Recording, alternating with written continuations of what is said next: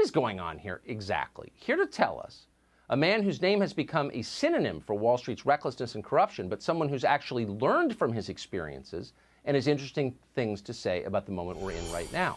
He is Jordan Belfort, the original Wolf of Wall Street, and we're happy to have him on tonight. Jordan, thanks so much for coming on the show. So, my pleasure. You've participated in this from every possible angle. You've watched it for decades. What do you think is going on here with the Reddit guys? Well, I think you hit it right on the head, and that was my thesis for tonight, was this is really a convergence of a few different things. Number one, finally, the little guy has the ability to fight back through a convergence of technology, the platforms for trading, the ability to communicate as a group. So in the past, you could have never done this before. So there are two types of short sellers in this world. There's the legitimate ones, that's a natural part of the market. And there's another part that are these hedge funds that gang up and literally will short a stock almost down to zero, out of business. They try to spread negative news. They'll start investigations. And that's what started with GameStop, massively overshorting the stock.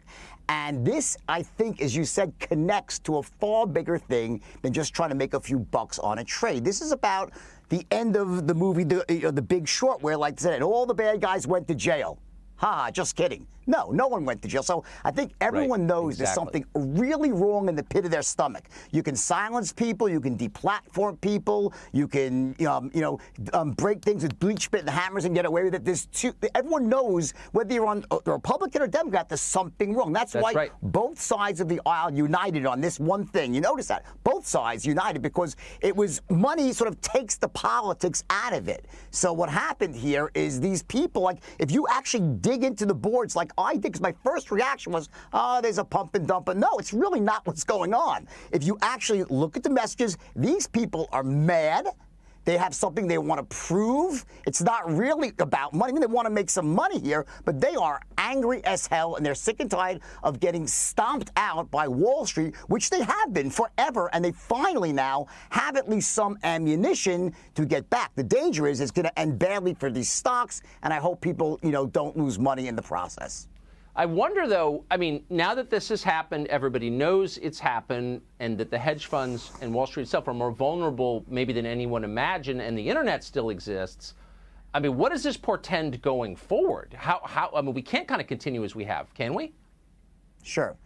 No, so one thing Wall Street and hedge funds are very good at is closing gaps and finding these sort of inefficiencies and closing them up. So what these people on Reddit, and my hat's off to them, by the way, it was brilliant what they did, is they found a real inefficiency in the market and a gap where something had been dramatically overshorted and they could actually, get enough buying power. They did that. Wall Street now knows that. So I would be very shocked if hedge funds would create another situation so quickly where it was so overly shorted that it would be that easy for people to come in as a group and bring the stock back up and start a short squeeze. So that might end. But I believe this is a paradigm shift right now. The little guy finally is equipped.